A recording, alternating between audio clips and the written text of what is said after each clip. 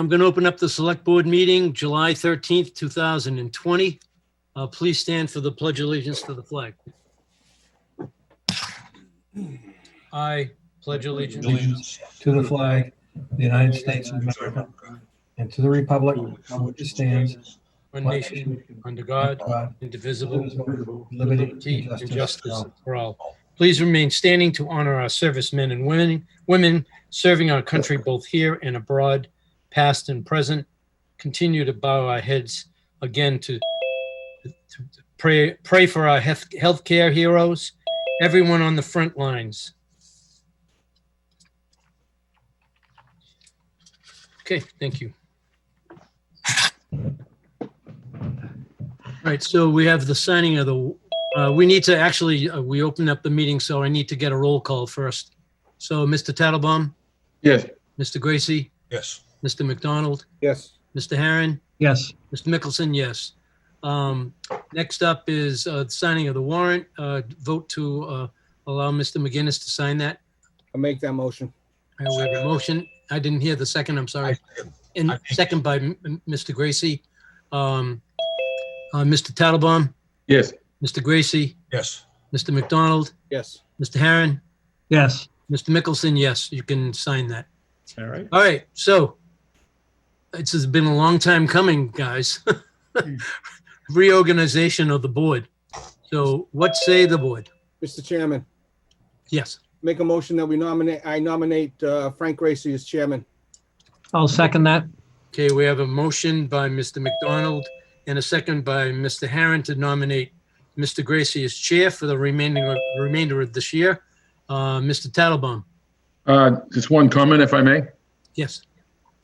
I certainly support Frank's chairmanship, and I know he'll do a fine job, but I also know this is going to be a challenging eight months or whatever it's going to be. There's so much stuff on the fire right now, more so than ever.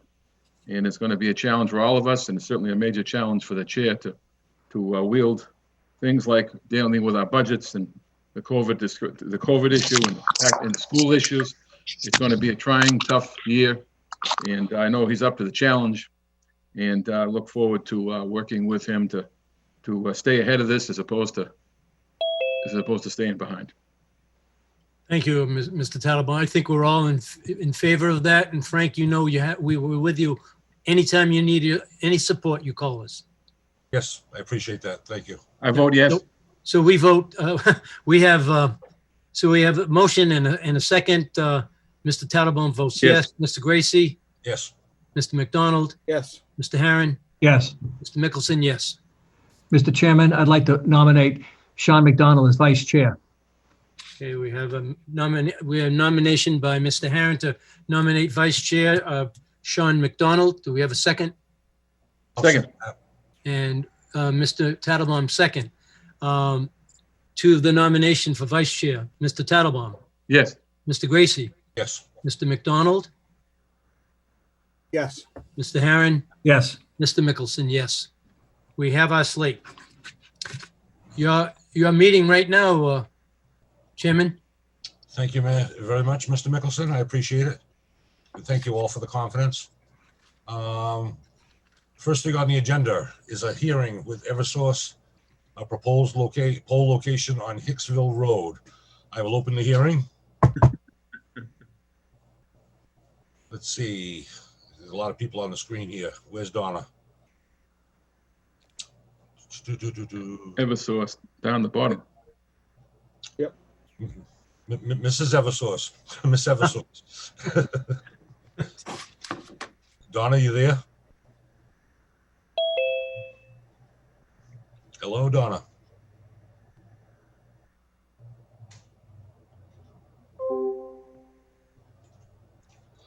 Hello, Donna. Are you there?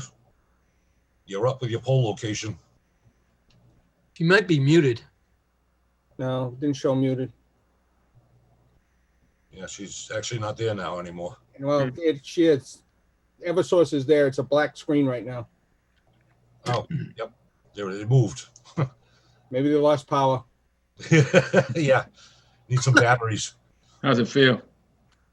Yeah. I hear the generator kicking in now. Yeah. Hello, Eversource. Wasted time. Okay, should we move to, let's see, it's 6:36, so we could actually go do the second hearing? We can do that. All right, let's give them a chance to figure out how to turn their power on. I'll open the hearing for American Multi-Cinema Incorporated, change of officers, directors, LLC, and manager. Okay, where are they? Right here, Mr. Chairman. Good evening, everyone. Andrew Upton for the applicant. This is a change of officer at the AMC headquarters in Kansas. One gentleman is replacing another one at the corporate office. There's no change whatsoever to any aspect of the licensed premise, either in Dartmouth or any part of Massachusetts. It's just a corporate change. Okay. First part of the hearing is any questions from the board? Okay, any questions from the audience for clarification? Okay. On the, let's see, of the abutters or whatever, I would like to know if there's anybody here that would like to speak in favor of this change. Hearing nothing, I would like to know if anybody would like to speak against this change. Okay, without objection, I will close the hearing. I'll say the board. Make a motion to approve. I'll second that motion. Okay, we have a motion and a second. Roll call vote. Mr. McDonald. Yes. Excuse me, Mr. Tattlebaum. Yes. Mr. Mickelson. Yes. Mr. Herron. Yes. And I will vote yes also. You're all set, Mr. Upton? All right, thank you very much. Nice to see you all. Same here. Take care. Good luck. Okay. Let's see if Eversource has plugged back in. Hello, Eversource.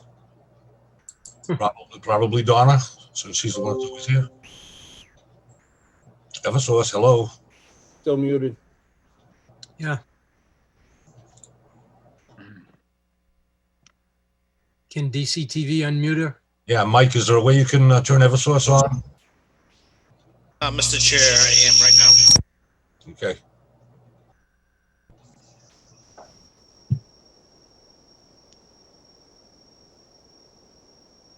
Frank, it Hello? appears to be.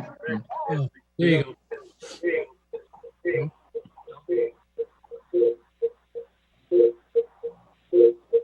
Nope.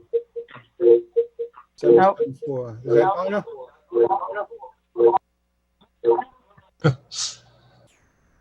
That 0960 is making all that noise. I think this happens when the user's trying to call in as well as being logged in. It echoes. So she's in twice. Okay. Frank, apparent sabotage in your first meeting. No wonder Stanley backed out. I guess 2 years wasn't enough. It was enough for him. I can understand why.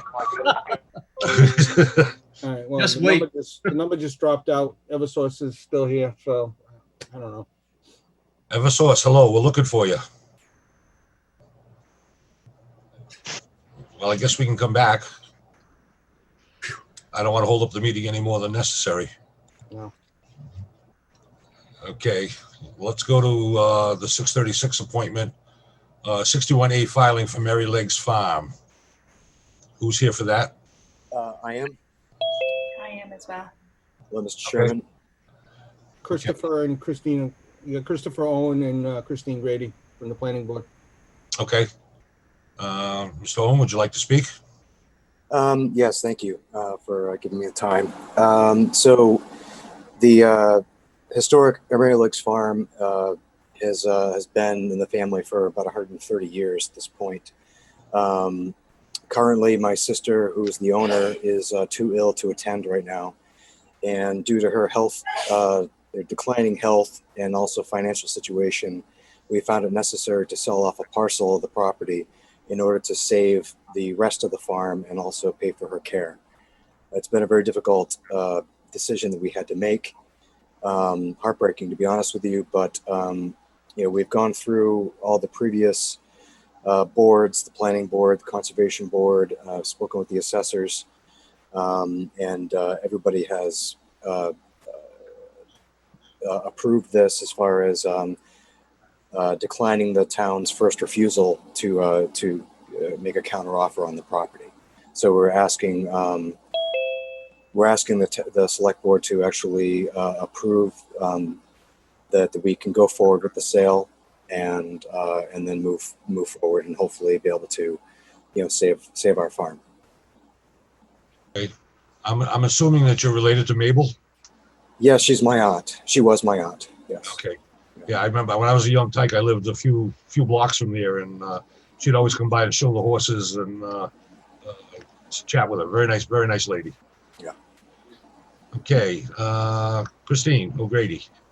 So the only thing I'm going to tell you is that this property came before the planning board in March of this year for a typical A&R approval not required subdivision. The property was divided into 4 lots. The lots 3 and 4 of that A&R at the time, they are now the ones that are up for, they're the ones that are coming before you tonight with the purchase and sales agreement. The planning board has a criteria list that we go through when they make their decision, and they did offer you a letter in the mid-June of this year, just stating that they did not recommend that the select board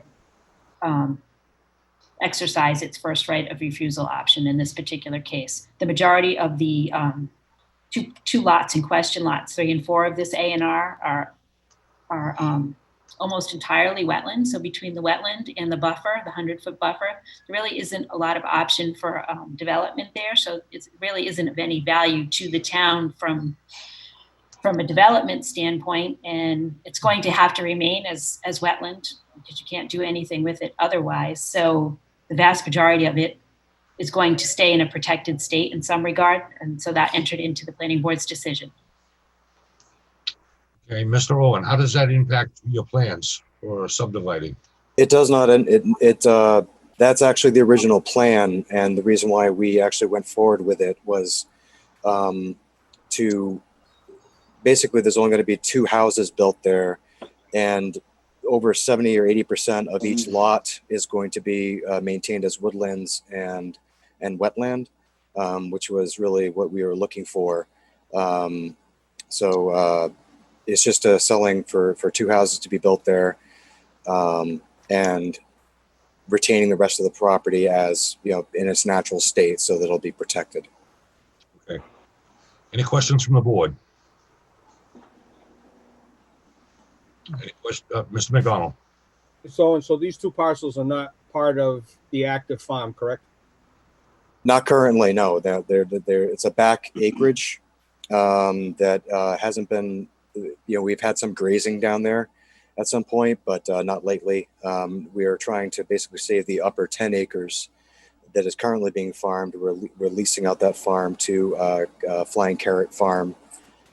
They've been leasing our property to do their farming for several years now, and we're trying to basically maintain the agricultural integrity of the rest of the acreage, through this land sale. Thank you. Thank you.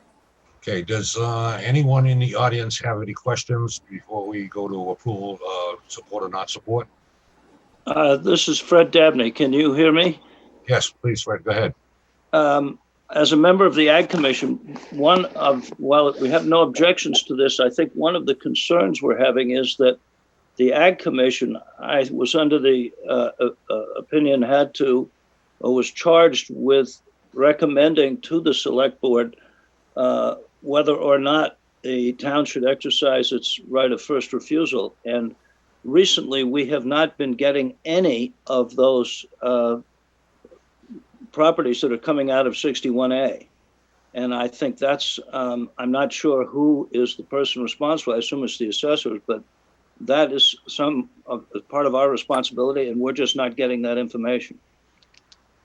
I can give some information on that. So in my tenure here, we've had a number of these 61As. I was following the process previously, which I don't think had included it just prior to me. So I've talked to Sue Gaducci, and I let her know that when these come across my desk, I'll share them with the Ag Commission before bringing them to the select board.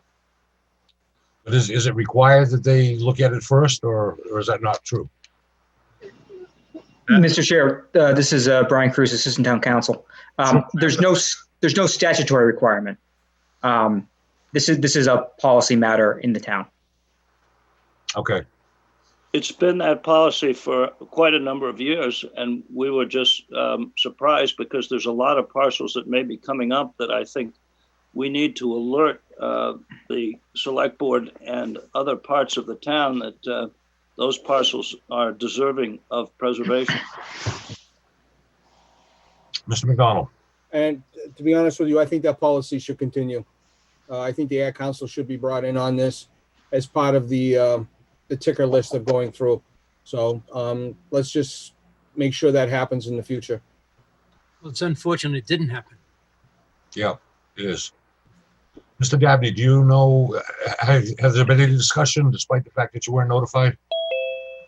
Well, it's very hard for us to have a discussion when we don't know what items we're supposed to be discussing. But I think our general attitude is that we would always, from an agricultural perspective, recommend that the town purchase as much of the ag land as possible, knowing that we realize that the finances make that exceedingly difficult. But there are other groups that are interested in working to create a priority list. And I think as we have presented to the select board in the past, one of our hopes is that there will be a cost of services study that will indicate to the town the cost of letting open space and ag land be developed as opposed to letting it stay in productive agriculture. Okay, thank you. I appreciate that. This is a hearing. Mr. Tettelbaum. I would think that the cost of services, would that be something that would become a pretty important part of the master plan going forward, where that will become a regular procedure we need to do and then enforce? I would hope that would be the case. I think the challenge is that right now we need to get that cost of services study moving, and I'm not quite clear how best to go about that. Well, wouldn't that be a priority we could designate as part of the master plan going forward, that the cost of services is performed and done and established as a protocol? Absolutely. Thank you. Chairman, I think Ms. Grady wants to make a comment. I was going to just say that Ms. Graducci did contact me the day after the planning board meeting. It's not typically the planning board, from what I understand, that sends it out to everybody for review. I think that, but there was a lot of concern that had come in, and I had received a number of comments and phone calls after the fact with regard to this particular property. So they were all forwarded to the select board office for your use tonight in making your decision. Okay, I have not seen that. But this is a hearing. So is there anyone who would like to speak in favor of this application? May I actually add something if Sure. you allow? Go ahead. So something that I think everyone should understand is that unfortunately our decisions, my family's decisions, have been made for us as far as going forward with this. We are at a time critical point right now. My sister is very unwell. This was something that we struggled with for years, and we've tried putting up that parcel several years ago to the town to buy. We're not interested, and we are now at a situation where literally it's coming down to weeks of time where we will not have the money, and we might lose the entire property, all of the property, and then there'll be nothing left. So I just wanted to put that out there, that this is something that's been in the works, and we've been struggling with it for a while, going through all the processes, and it is extraordinarily painful. That's my entire childhood, basically, those back acres. The last thing I wanted ever to do was see houses built back there. But if I'm going to be able to save my sisters and the farm and keep Yeah, that, I want to tell you, do this. I'm trying to tell you, I'm sorry to hear about the financial situation and your sister's health, personally. So, we'll see how this goes. Thank you. I asked for people in support. Is there anyone opposed to this? Okay, without objection, I will close the hearing. How say the board? Mr. McDonald? Yeah, with understanding that the two parcels are not part of the active farm and due to the family circumstances, I make a motion that the town of Dartmouth do not exercise its right for first refusal and allow the those two parcels to be sold. Second. Okay, we have a motion by Mr. McDonald, a second by Mr. Mickelson, a comment by Mr. Tattelbaum. Mr. Owen, I sincerely appreciate the position you're in, and I hope things work out for you for the best. The only question I have is this going to, the eventual sale going to allow you to, in a realistic way, to keep that farm, or is it something that may be just a stopgap measure? No, this is actually our only chance to save this farm. And my goal is to keep the farm, and hopefully someday I want to actually convert the upper 10 acres to some kind of conservation property eventually. If I have that ability. Okay, we have a motion and a second, so I will call roll. Mr. McDonald? Yes. Mr. Tattelbaum? Yes. Mr. Herron? Yes. Mr. Mickelson? Yes. And I will vote yes also. Good luck, Mr. Owen, with all things concerned, and we extend wellness to everyone. Thank you very much, all of you. Chris, luck. give my best to your sister, please. Good luck. Thank you, I will. Mr. Owen. Yes, good luck. Thank you. Okay. I'm still not seeing Eversource. I'm here. Oh, Okay. Here she is. Hi, Can you hear phone. me? I'm here. I had to call in. Oh, okay. No wonder I don't see. Is Yes, this I had to sign off and just call in because I was having problems with my audio, and I apologize for that. I'm sorry. okay? So this is Donna then, our usual. Yes, this is Donna Rosa from Eversource. Okay, nice. I was gonna say nice to see you again, but we're not. So I'll say nice to hear from you again. I'm sorry. Okay, the floor is yours. Please describe what you want to do. Okay. Eversource Energy would like to install a new pole on Hicksville Road, north of Cross Road. This install is to accommodate a new service for the solar array located at 464 Hicksville Road. The pole should take about a day to install, and there will be a police officer detail in place to direct the flow of traffic. Okay. Any questions from the board? How far from Cross Road is it going to be? How far? Yeah. Is it going to be south of the bridge or, the overpass or north of the overpass? Hold on a minute. I have to look at our sketch. Yeah, I couldn't tell on the sketch. On the sketch, it says approximately 2,245 feet. From Cross Road, okay. So that's over the Yeah. that's over the overpass. That's north of the Yeah. overpass then. Okay, Right. okay. Okay. Any more questions from the board? Okay, any questions for clarification from the audience? Okay, being a hearing, I would ask, is there anyone opposed to this poll location? Anyone in favor of the poll location? All right, I will close the hearing without objection. And I need a motion. motion to approve. Second, I have a motion by Mr. Mickelson, a second by Mr. McDonald. Roll call vote, Mr. McDonald, yes. Mr. Tattelbaum, Yes. Mr. Mickelson, Yes. Mr. Herron, Yes. and I vote yes also. Great. Donna, you're all set, Donna. All right. Okay, great. Thank you. Have a good evening. Thank you, you too. Okay. 6:45, we're not on time, but we're close. Next would be the joint meeting with the Finance Committee. So I will bid hello to Terry. Would you, I know you still have some members that people probably don't know. Would you like to do a quick introduction? Mr. Chairman. Yep. Before we go, I know this is, I'd just like to take something out of order. Tyler Ferrera's here to discuss the flag. I think our discussion with the Finance Committee is going to take probably a lot of time. And I just want to, I think we can take Tyler out of order. And he can, because it looks like he's ready to play Fortnite. So, or Minecraft. I think we should just take Tyler if that's okay with the Finance Committee. Absolutely. I think that's a great suggestion. Okay, Mr. Ferrera, you're on.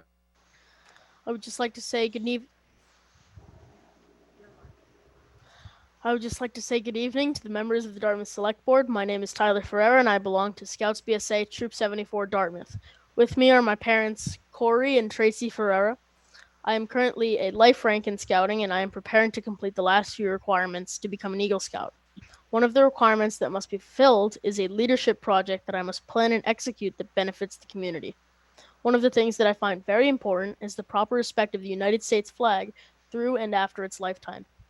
Most people understand how to respect a flag while it can be flown, but most citizens do not understand how to properly retire a U.S. flag. I propose the construction of a collection box and an information kiosk so people who do not know how or do not have the facilities to retire a flag can still let that flag be retired properly and with the utmost respect.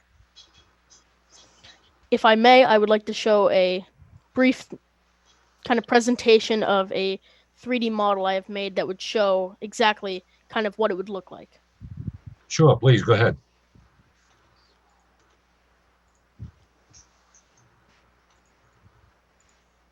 So this is what the kiosk and flag box would look like. There would be clear markings that designate that it would only be for flags, not for trash or mail or anything else. And on the kiosk would be some information about the U.S. flag, its history, and when it should be retired, and exactly where these flags are going after they're put in the collection box, so that people can understand kind of where the flag came from, the end of its life, and when it should be put in this box, and what happens after it gets put in this box. Eventually, we would also like to put up some pictures of Scouts actually retiring flags to show the process, and it would have, there would be a kiosk, the box, and then preferably some pavers and a few white kind of pebbles at the bottom. Are there any questions? Where are you going to, where is this? That was my question. Yes. So, preferably, I'd say my number one and number two preferences would be town hall or the police station, but the goal is to get it somewhere that it would be noticed and people would see this and say, if I have a tattered flag, I can put it here and make sure that it's not being necessarily disrespected by just being thrown away, that it's being retired properly. Okay. Makes sense to me. Any other questions from the select board? Mr. Mickelson. Yep. Tyler, I'm really proud of you, and I'm sure your parents are equally as proud. I'm an old Boy Scout from many, many years. Very old. Boy Scout. What's that, Frank? Very old. Yes, very old. And it's dear to my heart, the Boy Scouts. I grew up in a scouting family. My mother and father.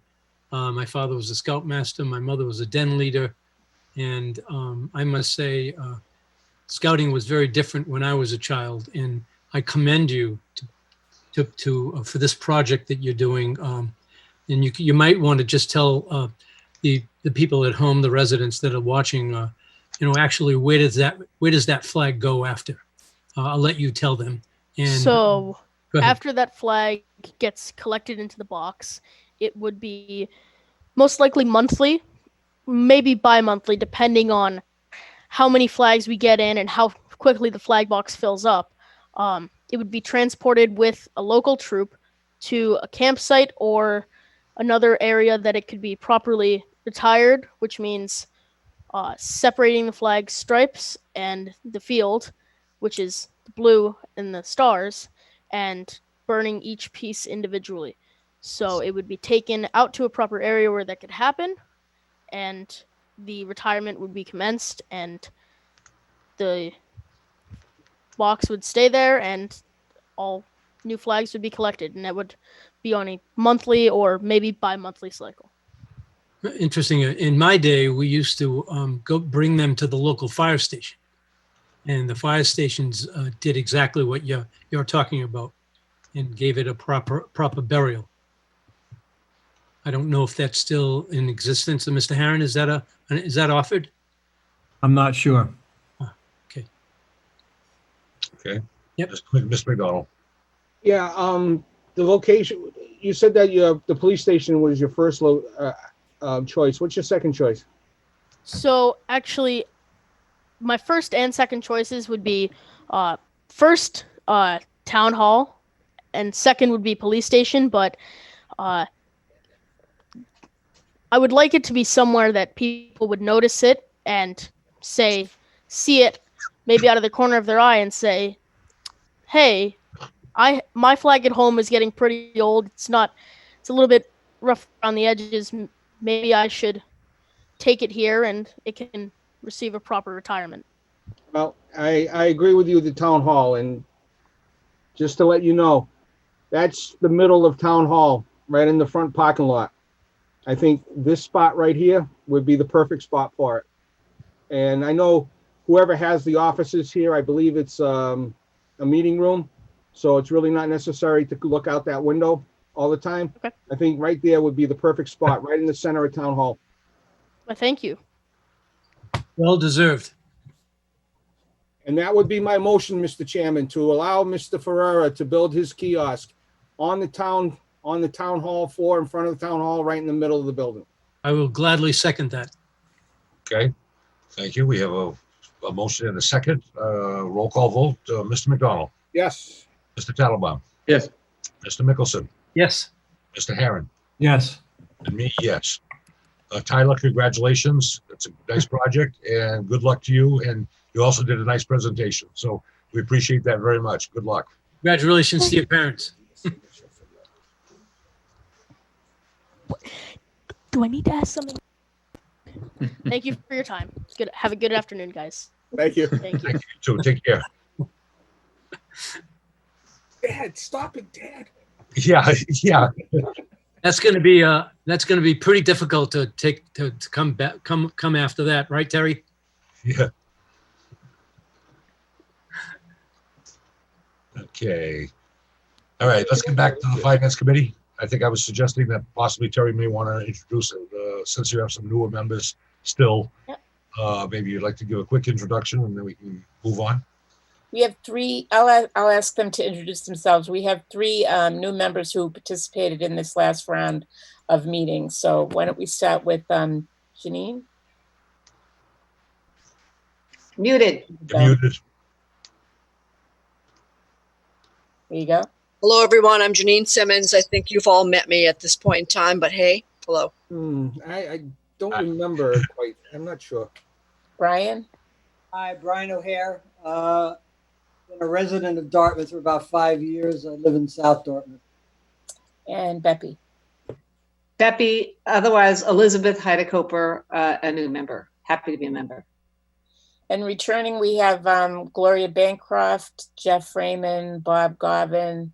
Lou, I don't see. Lou Garibaldi's been on the Finance Committee for quite a while. Who am I missing? Adam Silva's not here either. But we have a quorum, and I appreciate you putting us on your agenda for tonight. As you know, when we were talking in the spring about future planning, the conversation comes to what do we do in the event of a reduction in, right now we're looking at local receipts and potentially state aid. We don't have answers on that yet, really. We know that local receipts are down a little bit. It looks like this coming, from what we hear from Greg, this coming year with the budget, we're going to be moving forward. We're not going to be running into a crisis immediately, but because of that, we think it's a great time to have this conversation about what will be our response. And it looks like the select board is in charge of giving guidance to the finance committee in terms of priorities. We've had questions about how you do that. I don't know that you have a strategic plan in place. Am I right about that? That's correct. Okay. I know that you've pretty much all served on the finance committee, right? In the past? I certainly have. All members of, so you know the situation that we're in terms of trying to make recommendations for priorities. So the first question was, what will be your guidance? How will we, and you may not be able to answer that tonight, but we wanted to start that conversation. Do you want to stick with one question and then come back to the other questions? Yeah, I think that would probably be a good way to do that. Okay. My suggestion to you would be to find as much money as you can and spend as little as possible. Right. Thank you for that, Mr. Gracie. I appreciate that. Mr. Tattlebaum, your hand is up. Yeah, I think that there could be some question as to what role the finance committee should take and how far it should go. I took a look at the charter, and the charter is pretty open, like the U.S. Constitution. It has a lot of flexibility. Aside from the usual, investigate all articles for town meeting. That's the first paragraph. But I'd like to just take a moment and read the sentence. To investigate the expenditures of any monies by the town officials and notify the select board in writing or not, in their opinion, the expenditure is or was justified. I think that the intention there is to make it in a flexible document that gives us latitudes to, in my opinion, in my experience in town, in FinCom, and now in select board, there's no committee more capable of giving detail and drilling down on what's going on with finances in town than the FinCom. The time they spend with each and every department. It's time that we use it in a best way possible, in a collaborative way, in a way that is productive and is respectful of each committee's role here in town. I actually agree with that. I think that's well said, Mr. Tattlebaum. Any other comments? Well, I'll ask other members of the committee. The question came up at town meeting in terms of whose budget this is, who presents the budget, and I think there's still some room for conversation on that, and we're going to continue to do research on that. To me, that's less important than how these decisions are made, because I agree with what Mr. Tattlebaum said. We spend a lot of time on the budget and receive a lot of information, and we feel very good about, as you know, the process that we went through this year was very lengthy. So I think we feel we're well informed. You have said to us in the past that you appreciate the input from the finance committee and use that information to make decisions. But we could be in a position in the next year where we have to look at significant cuts. So questions like, if you go to all the departments, every department feels that their department is the most important, right? That makes sense. So how does the select board make a decision about what is the most important thing? Where will the cuts happen? Is that something that you would involve the finance committee in? Of course, we would go through our own process and make recommendations, but would you be looking for recommendations from us? I think those are some of the things that are in our mind. Does anybody on the finance committee want to add to what I'm saying? Brian, and then Becky. Yeah, I would make a plea for, if we get into the area of reduction, that it be a joint. We can't hear you, Brian. You have to. Oh, sorry. If we get into the area of reduction, can you hear me now? Yep.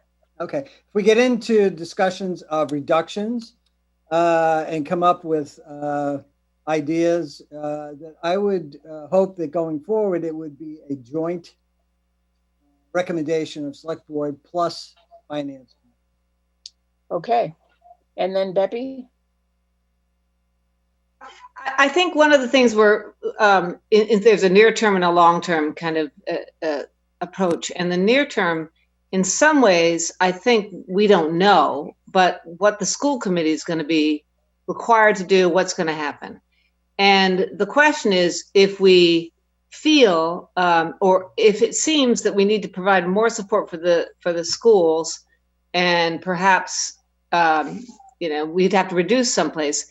Is that something that we think the select board be supportive of?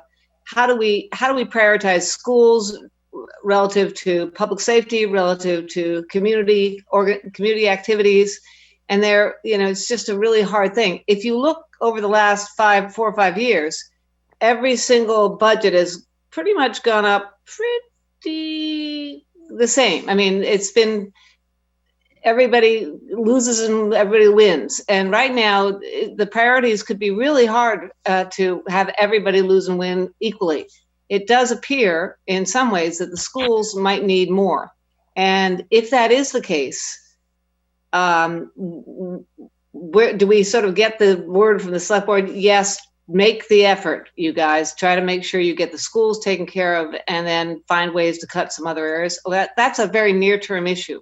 A longer-term issue, if I may say, is sort of in that whole context. How do you feel, as Greg has informed us, that the revenues are going to be flattening, and how do we allocate the resources based on some sort of sense of priorities on the community, what the needs of the community are. And I think that's what we're looking for in the long term. Near term is a little bit more about what's going to happen over the next year. Okay. I can say that as a person that spent 5 years of my life on the finance committee, with many, many hours and days and subject matter and everything else, I always appreciate the input from the finance committee. I know, I can tell you now that I've sat in both seats, the select board doesn't have the time to spend that you people spend on issues, talking to department heads, going through budgets with extra scrutiny. So with that being said, I would always like to hear what the finance committee's recommendations are, and I'd rather it be before the fact as opposed to after the fact with a blessing. I would like to know if the finance committee comes up with some ideas. I would like to hear those ideas and take them to heart as we plow through this together, hopefully. Mr. Tannenbaum. I think that there seems to be quite a good consensus on the select board that we want and need to have the input from the finance committee. This is not about whether we want to do it or should do it. It's a question of what is the process. I mean, we can have the FinCom do all their work on, say, cutting some sort of budget or setting a priority, and then come to us and say, oh, we could do some kind of a joint preparation and then deliver it all together. But I think this is more about a process that we all appreciate, create, and stick by, as opposed to just waiting around to hear what they may or may not have to say. And I'd like to feel that we can create some process that works for both parties. And I think that we are in favor of that. I think pretty much everybody in the finance committee has talked about that. It would be very helpful to have a process like that. Okay, well, as a select board, anybody have any comments? Mr. Herron. I want to say thank you to Greg Bonds for his leadership, getting us to where we are today, and what he will do for us in the future. Okay. Sorry. Mr. Mickelson, see, you did the job too long. You can't get. I'm sorry. I apologize. I think Mr. McGinnis can weigh in on a few things also. That's a good point. Mr. McGinnis, you have any thoughts? Yeah, as it relates to the budget, I mean, this year, in my years here, it's been a very collaborative process. I think that for Dartmouth, that works really well. There's a lot of discussion around kind of the budgeting process and working with departments, and, as Beppy was saying, who takes the lead, what's important, who's making these decisions. Greg and I have talked about this, and we've talked about it with Terry. I mean, we hire good department heads that are knowledgeable and skilled to run their departments. So we want them making the decisions about what, modifications to their budgets need to be made if we have to have a budget reduction. So I know the final decision is based on the recommendation from the FinCom and by the select board, but the staff, the department heads in particular, need to be included in the process where, it's really their decision about how best to operate their departments. The FinCom is certainly knowledgeable and they're skilled. It's a good group, as is the select board, but we really need to leverage the skill set that we've encompassed and with the department heads to really take advantage of that. So they should really have the ultimate say when push comes to shove. Now, Greg has gone through and put together a lot of budget scenarios where there's a 5% decrease, 10%, 20. That number can get significant, but ultimately, the board needs to set a priority as to what the priorities are in town, public safety, DPW, things like that, and then go from there to say, okay, well, the department heads are going to present certain cuts. Ultimately, the FinCom and the select board are going to say, yes, we agree, or you know what, we're getting a lot of feedback from the public about a certain cut that needs to be reevaluated. So. Excuse me, it's a collaborative effort. I really think it takes, a town to do a budget, particularly in tough times when there's a lot of belt tightening that needs to be done. I think it's what you just said. I think is very important, especially in regard to you and Mr. Barnes keeping your finger on the pulse and informing us as to what the expectations are. I also think it's important that we hear what the downside would be of what the different departments come forward and say. For example, if they say we could, if some departments say, we could take a 5% reduction and keep right on rolling. If another department comes and says, we take a 5% deduction, we're out of business. I mean, those are just two kind of examples. But I think that's kind of information we all need to hear and know as we start to make decisions as we move forward. Excuse me. Anyone else on either board that would like to pass comment? Mr. McDonald. I think it's important that we rely on staff, at least to kind of give them an idea as to what's being looked at. The last thing I want to do is basically order cuts all the way down the line and then say, this is what we want, you do it. I think it's got to be, as Sean had said, and what has been done in the past, it's the department heads with a collaborative as to what's going on. To reevaluate the budget, reevaluate staffing, reevaluate, see where they can go. And then at some point in time, that ultimate decision does have to come down. You can only go so much. And I mean, there's only so much because everybody knows that all services are very important to the town. It's just, because if you don't have, if you don't have streets plowed, people are going to get upset. If you don't have street lights on, people are going to get upset. If you have a dead animal in the middle of the road and it's sitting there for weeks on end, people are going to get upset. And that's the whole problem. And a lot of the stuff the town does, the average person doesn't see it because it's a lot has to do with like conservation. They don't see, the staff going out there and defining the wetlands or finding wetland violations. They don't see the Board of Health doing health inspections. So the building inspectors, they only see those inspections when they directly affect them. So, I mean, the building inspector isn't just waiting for your building permit to come in to take a look at. He's looking at others. So this is the difficult part of doing this. And unfortunately, in times where you really have to kind of tighten the belt to the point where it's getting ridiculous, it's the larger departments that take the hit. The larger departments are the school departments, the police department, the DPW. Those are the ones. And sometimes, and it's happened in the past, entire departments are cut. And those services are no longer available. Not to say that it happened in here, but you've seen it in other communities. It's definitely going to be a head scratcher for the next at least 2 years. I guess the toughest part is trying to make that balance. But I think we have to heavily rely on our staff, on our department heads. In a collaborative way, and then that would be the direction. Take a look at that, and then that can be vetted by the select board and the finance committee and see where it goes from there. And I think that's the most important part. I agree with what you just said, and of course, right now everybody's playing what if because we have no idea what level of impact we have to deal with. So that's why it's important that, you know, different scenarios are set up, et cetera. I saw a couple of hands.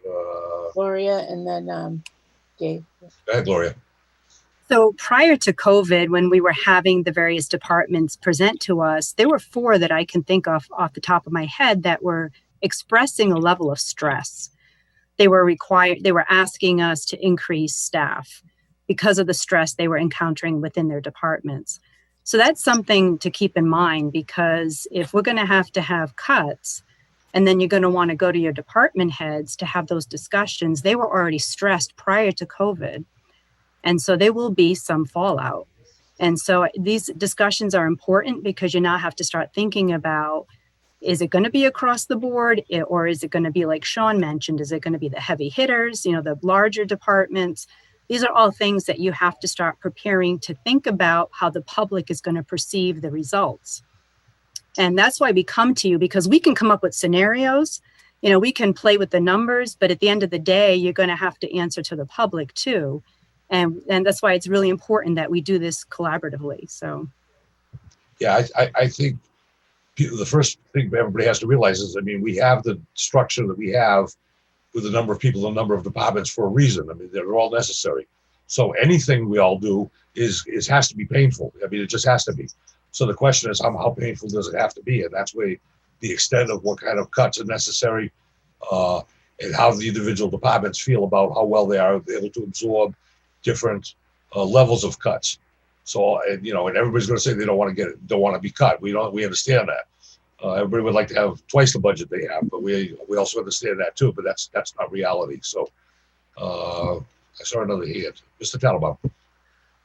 I think Gloria made a great point about your FinCom being ear to the ground when it comes to these 3 or 4 departments, whatever they are.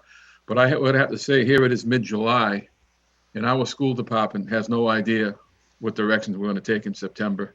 Right. And I would call that a top priority for all of us. Right. We have no idea what it's going to cost, whether they're going to have school, not school, buses, you name it. And I think we have to be ready, flexible, and listen.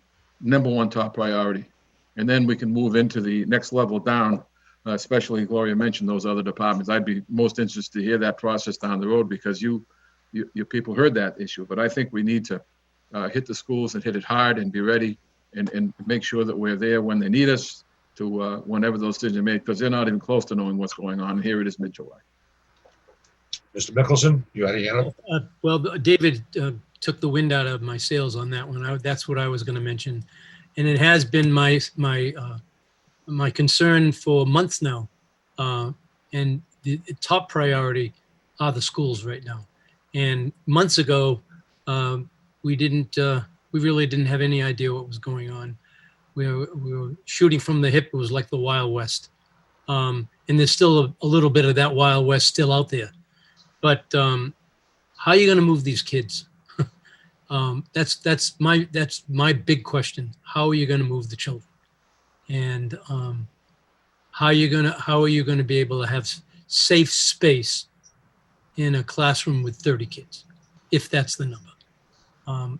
These will be very, very difficult, a very difficult time, and very, very difficult to make these decisions. Unfortunately, the state's not helping much. So back to the original question, we were talking about a process, and what I heard from people for a process is, one suggestion is talk to department heads, let them know when we have more clear information on what receipts will be and what state revenues will be. That's one way to do it. The downside of that, what I'm hearing, is that it's going to be very difficult for department heads to see the big picture and determine what's more important, one department from another one. As Gloria made the point, we did hear from several departments who were asking for more than were ultimately approved. So I don't know how that would work. Another suggestion for a process was to try to do a joint process in terms of looking at what we know, what the information is, and then make recommendations for budget adjustments between the select board and the finance committee. I don't know, would that happen in a meeting like this? I'm not sure how that would work. Did anybody hear anything different than that? Does anybody want to clarify? If I could provide some clarification. So I know back when COVID first started a few months ago, there was a discussion about the budget, and we had talked about that in a joint meeting. And the boards had decided that, when we did get some revenue numbers to evaluate over the summer, where we're at, is you had recommended members from each board get together with myself, Mr. Barnes, and Mr. Kiley to review the budget numbers. As soon as we had something to evaluate, we would evaluate that. So we have yet to do that, but that's always been the plan. In looking at cuts or the budget moving forward and departments and how it's affected on departments, the ultimate goal, and I think we can all agree, is to provide the best service possible no matter what the dollar and budget amount is in the town. If COVID has shown us anything, that there's been a silver lining to this COVID, is that I think you've really seen departments come together, work together. Staff have become more flexible, willing to work outside of their domain or department. Oftentimes in municipal government, departments tend to be islands of their own, and it's tough to collaborate and have teamwork in place. It's been an effort, but we've made great strides here. And I think prior to COVID, and I think this COVID has really brought out the best in a lot of people, where departments are willing to just pitch in where there's the greatest need. And I think Amy's here. It's a good thing that Amy's here, but a lot of departments have helped in because the Council on Aging needed to do quite a bit of outreach. So we had a number of staff from outside departments that really pitched in and made that effort. So, when you look at the budget, it's the same thing. So when we're looking at cuts, it's really going to be a collaborative effort where we're saying, yeah, can staff be more flexible? So you're not just an island of a department, but can your staff in another department or two departments use your staff in a more effective way that, yes, we're decreasing staff, but also we're providing the same or maybe better service if, we can get that flexibility. So this is things we need to look at as well. Yeah, that's true. In many cases, we're going to have to learn the ways to do things. And I can tell you, when I was at work years ago at Polaroid, we ran into financial troubles. We had to change the structure on everything. By the time we were done, we ended up putting out a product with 300 people that was better than the product we put out with 700 people. So, those things can be done. They're not pain free as you go through that process. But people are going to have to recognize the need to be flexible, as you mentioned. So I think at some point too, in the future, the town meeting is going to need information from the select board or from the administrator to explain and kind of take the perspective. And we did this year for the first time in a while, but in terms of a joint message, I think it will be important. You saw in the town meeting, just on the topic of the youth advocate, where that went. And I think in the absence of information, and sometimes even in the presence of information, decisions are emotional. And I think it would be very helpful in the planning and in our working together to have a joint message, or at least a message coming from the select board as well as the finance committee, to explain why we have to take the steps, or why we're recommending the steps that we are. Did anybody else have something to add on the finance committee? I thought I saw a hand. Oh, okay, thanks. Looks like Mr. McDonald has a comment. Yeah, part in the past is the way this form of government this town runs has been criticized heavily because of all the various boards and whatnot. But I think the way this town is set up now, in the government wise, is a good way and a good vehicle to handle what's coming up in the next couple of years. And I think, in its truer form, because if not, then you're dealing with either a town manager or mayor and council. And then all of a sudden those decisions are made only by 5, 6 to 10 people. Now we have the decisions to be spread out and made equally and thoughtfully among a lot of people. And I think the way this is set up now is probably the best way to handle it. And, I know it's going to be challenging. I know it's going to be difficult at times, and not everybody's going to agree because, hey, that's just the way it is. Not everybody agrees. And I think, but I think we're set up to handle this. I feel like maybe we could talk about the question of the plan, because I hear what you're saying, and I think one of the things that comes up in our conversations is So these different departments, let's take the harbor plan.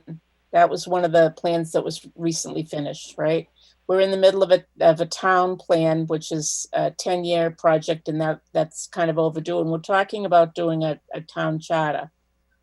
How do these, in my mind, something's missing to connect all of these plans, all of these priorities that we have. And it's a similar issue to the budget, because I agree that this town does a great job with the way things are right now, with what, services people receive. I think, just look at the school department, what kind of an education is provided to students. But where is the link? How does this come together in terms of deciding these plans don't end up on a shelf someplace, for example, okay? And then just there's no process in place to connect them all. Well, some of that clearly comes from the town administrator, who's our day-to-day in charge person. If it's a financial issue, Mr. Barnes obviously gets involved in that too. And then the select board discusses that as necessary. But really, it's the day-to-day of moving things along has to be with the town administrator, has to be. Mr. Mickelson. Yeah, well, excuse me, talking about moving forward with plans, strategic plans, and we have a harbor management plan. Tonight, the select board is voting on the Dias Landing Study Contract Award, which is part of that harbor management plan, and a big part of it. So the plan itself, the harbor management plan, is so vast. And in a lot of cases, some of these things will never get done, but this is a good start. It means a lot for the town. Managing that area over there for boating and resources for people to bring their children to the beach and et cetera, is very important. I'm really glad that we got this far to be able to pass this. We haven't passed it yet, but we'll be voting on that award. So that we're moving forward with some of these things. And again, not to be repetitious, but that harbor management plan is vast. It's huge. It's quite an undertaking. Yeah, I mean that's clearly one of the concerns is everything has to keep moving. You can't the town can't stop and wait for things to catch up. So it has to keep moving, and you have to try and make adjustments as you go, depending on what's called for, based on what the financial impacts are to certain things. So, but clearly, yes, I agree that if you have an opportunity to do something and continue the progress, then you have to do that. Mr. Talabot. I'd like to break Terry's comments down in two parts. Sean McGinnis made a comment about, we had talked about a meeting when the time was right, and I would highly suggest that maybe make it a formal, this is a suggestion, that 2 members of the select board and 2 members of the FinCom meet at the appropriate time within 30 days with the town administrator, Mr. Barnes, and Mr. Kiley from the school department, and come up with issues about priorities and then report back to each committee. And then we can do something that would be something in a joint method or some form of something formal where we and see where it goes from there. Because I think extraordinary times call for something more extraordinary, which this would be. And the timing would be centered around when we know more from the state and more from schools as to what they're going to have to face. And it's going to be soon as to what they're going to face in terms of their plans and scheduling for the fall. Okay. Now, Brian had his hand up earlier. Okay. The only, I agree with Mr. Titlebaum. I think that's excellent. Get together in some sort of formal way, moving forward on a monthly basis. Consider budgets, and I think the way of doing it, Titlebaum suggested is, and also Terry suggested, is to give the emphasis to the budgets that represent the biggest appropriations of money. I'm not going to repeat them again, but and the other thing I just want to say about things like the harbor plan. While Dias Landing is very important, and the finance committee supported appropriating the money that we had to pay to get the state to put the majority of their money in to do the study, there are other elements of things like on the harbor plan, which is water quality. And there are a number of grants, or there were a number of grants last fiscal year that we missed out on. Could have. We can't hear you, Brian. I'm sorry, that there are a number of grants that were we missed out on last fiscal year with relation to cleaning up water quality in the harbor. And so all I do is make a plea that we understand a lot of these plans in some more detail, and also look to the state to be paying some of the money going forward, and to try, even in the harbor plan, because we were talking about priorities, I would say that DS Landing is very important, but also water quality. Because if the water quality goes south, it doesn't matter what you're going to do. Mm-hmm.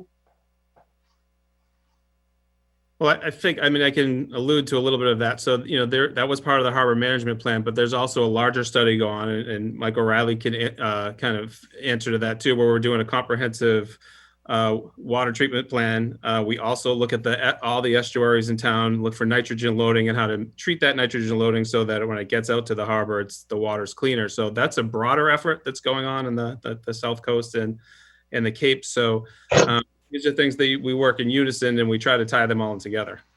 You know what? I don't want us to get off track onto a specific plan. I think the point that we were making when we were talking is we were aware, as we have liaisons to the different boards, we're aware that different plans exist, and we were concerned that there wasn't a connection between them. That was kind of, and so we're trying to understand, we know the select board doesn't have a strategic plan. So we're trying to understand who tracks this. Is it you, Sean? Is it the select? I mean, how does this get tracked, and how do they work together so that they don't just, because the town charter, for example, is going to be a 2-year process. Are people going to feel like they're participating, and then so what? Because it just kind of comes together and, you know, doesn't, we want to know what is the value of this. So the suggestion that Dave made in terms of the follow-up, we have a plan as a finance committee to meet to follow up with the school committee. I know the school committee is not getting information from the state until the beginning of August. So what I can do is be in touch with the school committee. It should really probably be an invitation to the school committee and have 2 of their reps come too, as well as Mr. Kiley, and have us kind of get together once we know more. But it appears that that's a priority. And then other things that came up were how, you know, what is an essential employee, and who decides that position is going to get filled and another position isn't, right? We don't know the answer to that. And it would be good for the finance committee to know the answer to that, because we are aware from meetings that we've had that there are a number of positions that haven't been filled.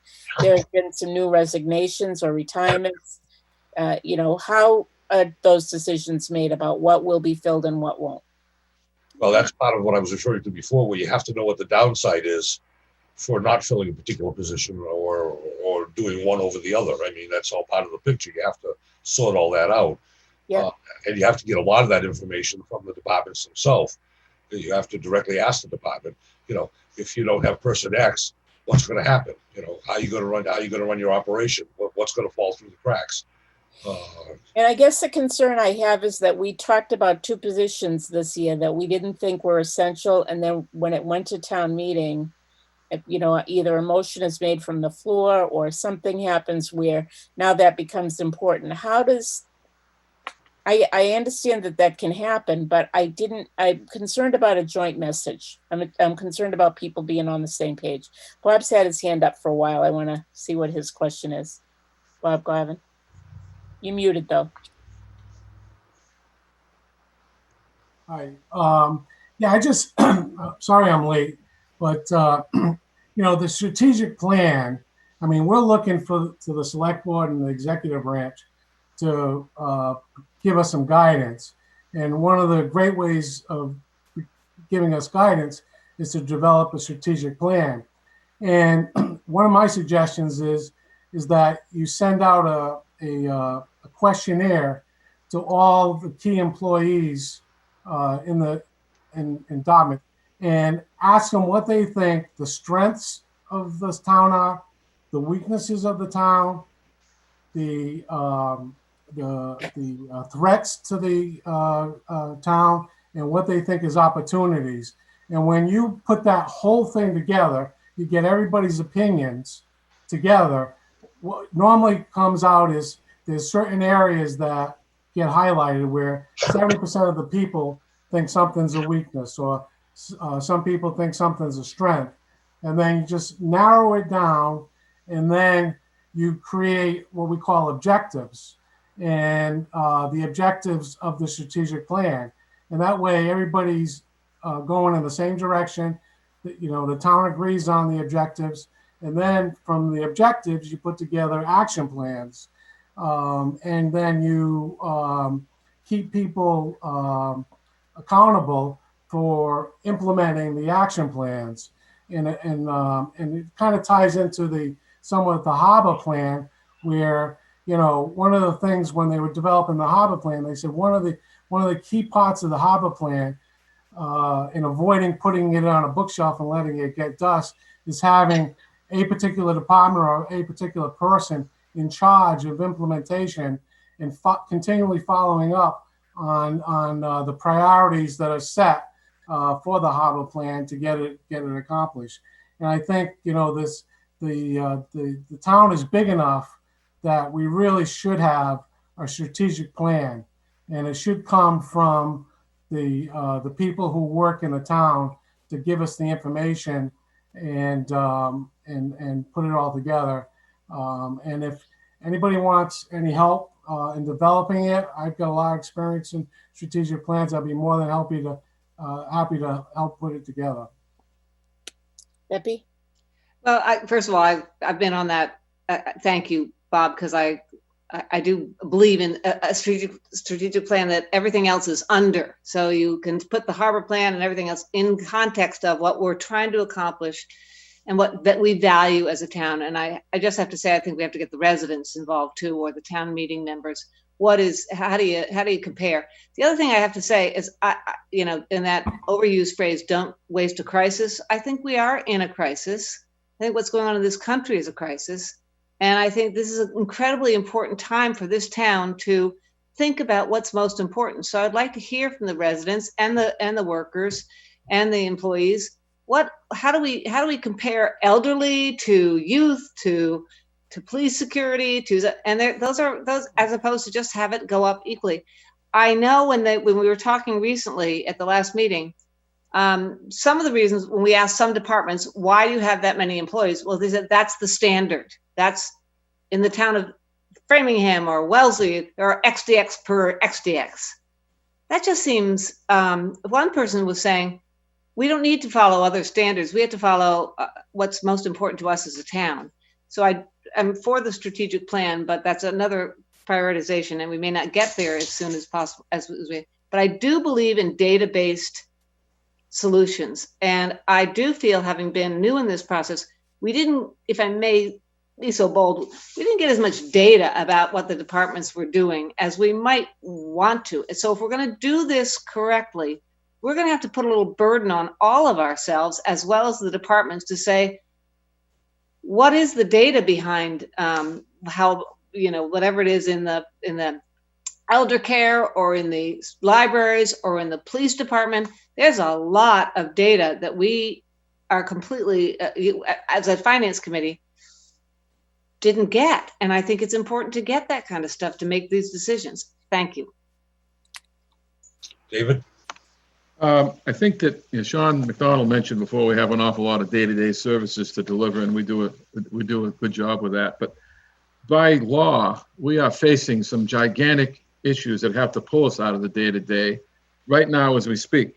The master plan is gigantic. The harbor plan is gigantic. The charter commission is gigantic. These are all bird's eye views of where this town wants to go. It's all there ready for us to invest officers, employees, and residents of the town in so many different varieties of ways. This is what the direction the town wants to take, and what are the priorities.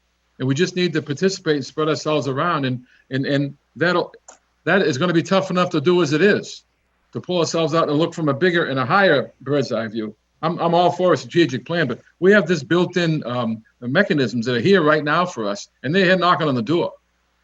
And they're really meaningful, and we got to make them that way.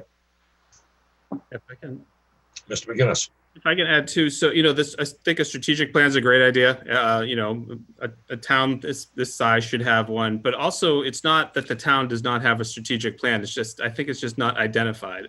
We have a master plan. We've talked about that. That's being developed. That talks about, where we want to see the town's land use, housing, transportation. That is a very encompassing plan that really sets the tone for what the town sees for the next 10 years. And that's got a lot of involvement from the public, a lot of involvement from the board. So, that is something that is part of the strategic plan, but that is a huge part of it. So it's not that, you can look to that once it's complete, probably the next 6 to 10 months, that will be a big part of the strategic plan. But we also have financial policies that have been put in place, and that we review those every year. So that's also part of the strategic plan. And then we also look at the services we're providing to the public. I mean, it comes up at town meeting, but we also look to provide better services to the town. And Beppy talks about data, and I'm a big data guy, and we're implementing our online licensing and permitting system now. So it's live internally. We're going to go live externally in the next 6 months. There's a lot of efficiencies that come with that. It's not an instant, we're up and running and everything's great, but in a year, there's going to be a lot of workflow that's encompassed in that. The public is going to have more access to information that they're not going to be coming into town hall for. So if there's more COVID issues, we can provide even better service without people coming into town hall. So we have online payment for taxes. We have, a number of things. We want to make things as accessible as possible to the public. So these are things we have in place. A strategic plan is a great way to just identify and shed some light on it, but it's not like we're not doing anything and there's no direction to the town. I mean, you guys have been very clear about where you want the town to go. It's not always cohesive, so it would be nice to put it in a document where it's, contained in one space and you can see it, but these things are happening. Good points. Any other comments? Brian, go ahead. I think a strategic plan is great too. And I know there's a 10-year plan being put together, but I think we need some sort of consensus in the short term, say 6 to 9 months going forward. What is important to the town in terms of services, what we're willing to cut and not cut. Because the strategic plan is not going to be ready, and there's going to have to be decisions made shortly. For instance, 70% of the budget, I believe, is the school budget. And what I'm hearing, and I agree, and what I'm hearing is that there's a plan to set up a meeting as soon as the state issues more guidance to the schools, because it seems like that is going to be the department that has the biggest impact right away. And Greg has already given us kind of a snapshot of where local receipts are right now. They're down slightly. We'll know more maybe in another month. We haven't received any information from the state on what's happening, so we have to wait to hear from that. We will continue to meet. We met last week. We'll meet again, and we'll, as a finance committee, we'll stay on top of this. And I think it will be good. This discussion tonight, I think, has been a great start. And so the two things I see us following up with the school committee, that's going to be the biggest impact to begin with. But we're going to meet again, and if we need to come back and continue the conversation, we'll talk and get back to you. Okay, and thank you again. We appreciate the time that you gave us tonight. We appreciate the feedback, and to be continued. Thank you. Okay, thank you very much. Sounds great, Gary. Thank you. We appreciate the involvement and the conversation. And kicking ideas around is always good. We just need a little bit more real hard data before we can actually start making real decisions. But we can certainly have a plan, So I'll entertain a motion from somebody to adjourn. Oh, Greg, did you want to say something? If Frank allows me to say something. Sure, go ahead, Greg. Yeah, one of the things on your agenda tonight are 2 light item transfers, and given the FinCom's already voted on them, I didn't know if you wanted to quickly do them now while they're still here, and if you have any questions as to why they voted the way they did. Well, that sounds efficient. Anybody have any objection to doing that? I didn't think so. Go ahead, Greg. Why don't you walk us through them and we'll deal with them right now. We had already, if you recall, had done 2 other light item transfers a few weeks ago involving the veterans and unemployment. These are the last 2 ones of the year. One involves way back in 2005, we had someone on military leave, and the pension system is supposed to give us a special assessment in terms of what they pay into the system. We're responsible for paying into the system as though they were still here during their military leave. So they only recently discovered that this had not been charged to the town. I wasn't here back in 2005, so I can't say I knew anything about it. But in any case, they ended up charging us $8,254.58. And that's the amount that would have been paid by the employee had he been on the payroll at his salary at the time. So we need a vote to support that in order, because it's not normally in the pension budget. So moved. Okay, I'm sorry, where'd that come from? The money we're taking from debt. No, it was the motion I was concerned with. I Oh. didn't, is Mr. McDonald. We need a second? Second. Okay, we'll take either Mr. Herron or Mr. Mickelson or both together. Okay, so any discussion needed on that? No. Okay, Mr. McDonald, Yes. Mr. Tattlebaum, Yes. Mr. Mickelson, Yes. Mr. Herron, Yes. and me, yes. You're okay with that one, Greg? All set. Okay, great. Thank you so much. The second one involves, actually, she's right here, an employee who was given a contract back in November 2019. That included an additional amount of compensation that was not in the budget. The budget's very, actually just includes the salary and nothing else. So the amount of that additional compensation was $2,933. And that's what's needed to make that budget whole. So moved. Second. Okay, I'm sorry, who seconded that? John Herron. Okay, thanks, John. Okay, any discussion? Okay, vote, Mr. McDonald, Yes. Mr. Tattlebaum, Yep. Mr. Mickelson, sorry. Yes. Mr. Herron, Yes. and me, yes. Okay, Greg, you're all set with that one too. All right, so that concludes all light item transfers for this year. Thank you so much for all the votes to make those so. You're very welcome. That's what Back we to the did for. Finance Committee, I'll entertain a motion to adjourn. She got to unmute herself if she So wants. moved. Second, Second. all in favor? Aye. Okay, thank you very much. We'll be back in touch. Have a good evening. Thank you. Take care, all. Okay. All right, let's see. We jumped around here. Let's see what we can do. Okay. We have recognition of Mike O'Reilly, Lynn Medeiros, and Deborah Wender retirement. These are always bittersweet because you're three good employees, and there's going to be some pain involved in that, obviously. But of course, you're entitled to retire. Unfortunately, we haven't changed the charter, so fortunes work forever. But maybe the next charter adjustment, they'll take care of that. So, did Mr. McGinnis, do you have something you wanted to say, or? Yes, I think, these three employees have provided a great service to the town of Dartmouth. I went back and ran some numbers between the three of them. They provided 68 years of service to the town, which is unbelievable. So I mean, I don't have to tell you, you know them much better than I do. And in my time here, they've shown to be professional, organized, and knowledgeable of the town, knowledgeable of the history. So there's a lot of historical knowledge that we're losing, which, really comes in to a benefit for people like me, but they are easily accessible in their retirement. So I think that's really caring for me. Yeah.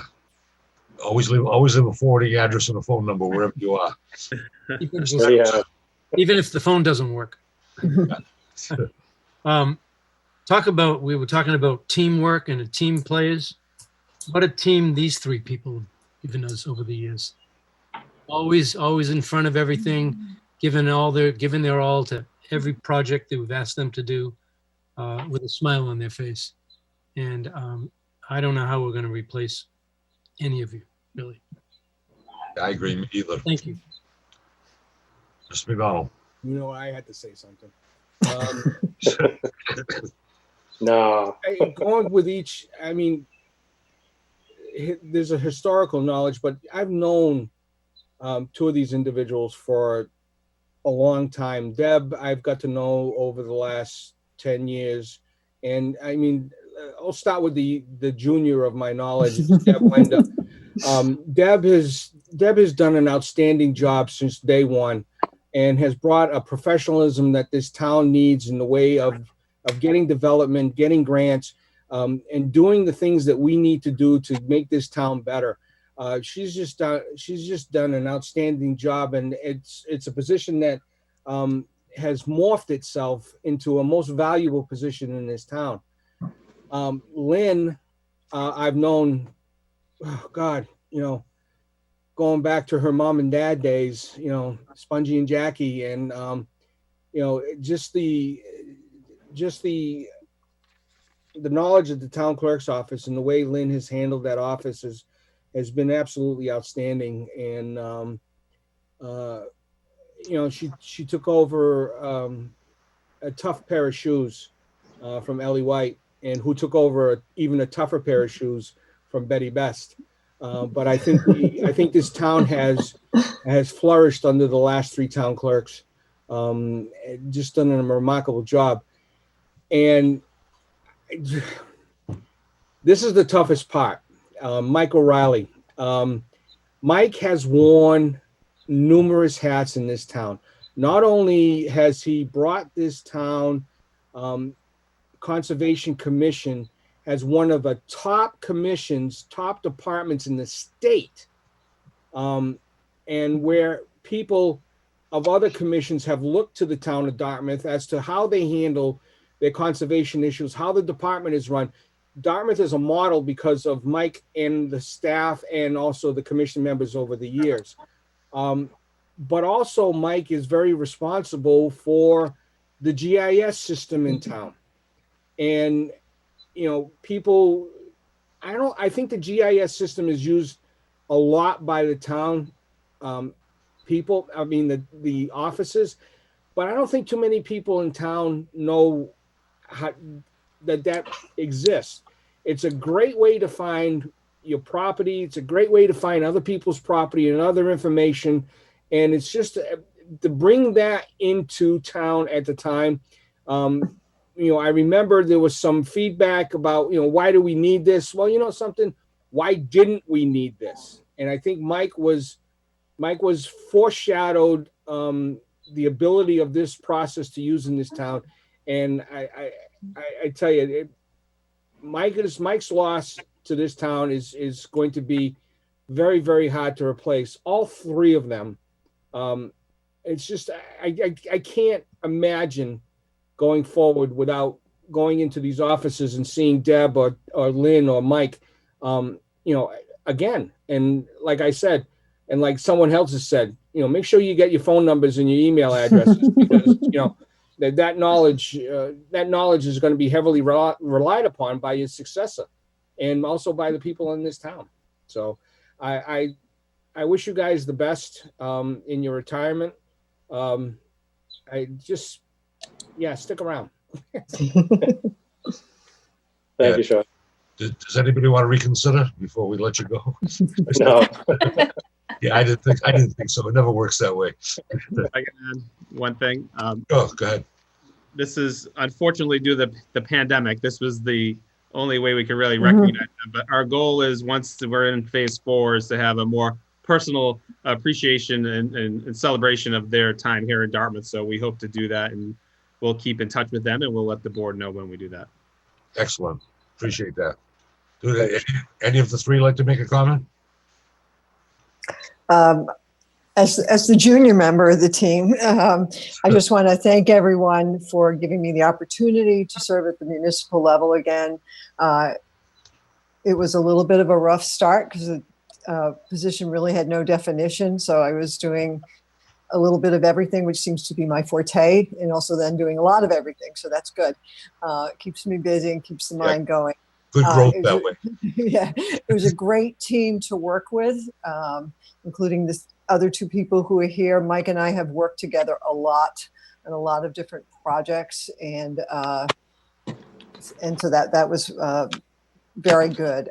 So I think you have a great team in place, and I hope you understand that, and that right now is a really tough time for everybody because everybody's doing double the amount of work almost that they were. So tread gently, be kind, and appreciate the fine group that you do have in place. Well said. Anybody else? Lynn, you want to go? Sure. I'd just like to thank everybody. It's been a great 27 years. My voters, the residents, and working with everyone. I'll miss everybody. You're only 24 years old. I don't know how you could have worked for years. I know, huh? Yeah. Mike? Well, I cannot imagine where 32 years went. It blows me away to think about, when I came in as a young pup into this job, green as a Granny Smith apple. And here we are all these years later. And I'm really proud of some of the work that, we've been able to do over the years, some of the things that we've been able to accomplish. Thanks for the kind words about the Concom process, Sean. We do get looked to for guidance from a lot of other conservation, commissions. And that's not just only me. It's been the Concom over the years. I've been very lucky over the years to have a stable and effective conservation commission. And I had the same conservation commissioners for just about the same commissioners for 15 years. And the last 10 years or so, 15 years, I've had another stable, conservation commission. We've always gotten great support from the Conservation Commission, the Select Board, Town Meeting, and the residents. The residents really generally do appreciate what we're doing. Not all of them, when you have to be the bad guy sometimes, but that happens. It kind of comes with the territory. We have so much enforcement going on now. It's just absolutely insane. One of the things I'm really proud of is the amount of open space protection we've been able to do. I'm very lucky in Dartmouth to have excellent NGO partners such as DNRT, Mass Audubon, Trustees of Reservation, and great support from the Select Board, Town Meeting, Greg Barnes particularly. And so with those joint forces, we've really been able to make a lot of strides in open space, protection. And that's something I'm really, really proud of. I am going to miss the interaction. I think that the citizens don't truly appreciate how good a staff I think that we really have. When you see it from the inside, and I think select board members, once they become select board members, I think they really get a chance to see closer to the inside, and really, I think come to appreciate the level of competence that the staff really has. I think Dartmouth is lucky to be lucky to have the staff that we do, and I hope that continues. I'm going to miss everybody. Lynn, Deb, you and I have worked a lot together in the last several, and so I wish everybody well, and I'll be back for the party. Good luck. I'll zoom in. I'll be in California. Well, you can bring the wine then. Okay. Deborah, you can Zoom with us. I will. That's the benefits of this. Yeah, so much for that up close and personal party, but it's a party. Parties are good no matter what. And I may even bring my new grandson to the party. Yeah. So. Well, again, I want to thank you three very much. I hope you enjoy your retirement. I really wish you well. Again, as was said earlier, I can't begin to figure out how we're going to replace all you and still get the job done as effectively as it has been done. So good luck and thank you very much. Thank you. Yeah, thanks for the kind words, everybody. You all. Thank you. Okay. Let's see. Dias Landing Study Contract Award. Yes. So this was part of a grant that was applied for. One of Deb Wender's last things that she assisted with was this a grant for the Dias Landing study for a marina study. The grant was awarded by the Seaport Economic Council. So it was a big effort. Deb kind of spearheaded it, but the Waterways Commission and the Harbor Master were also heavily involved. It was a group effort. The grant was awarded, which was great. So the Harbor Master, the Waterways, and Deb have done some research, and they've selected Urban Harbors Institute, who helped to do the harbor management plan. So I've asked Kristen Uterwick and Steve Bliven to come in and answer any questions for the board in regard to the grant. But I think in regard to their study, I think you can see it's very thorough. They plan to do a thorough analysis of the area. And we hope to have a great report when this is done to see what the feasibility of in that area is. Okay. Mr. Mickelson? So Steve, how about a nice overview of what you will accomplish? Happy to. The premise is that there should be, or there might be, a small marina established at the Dias Landing. What we propose to do is to find out if indeed that's a legitimate thing, to go through the various options of what could be there physically as far as depth of water, area to work with, and so forth, what the impacts would be environmentally, economically, socially on some of the various other programs in the area, traffic, parking, and so forth. And then come up with some potential design options if indeed it's a project that should go forward or that we think should go forward.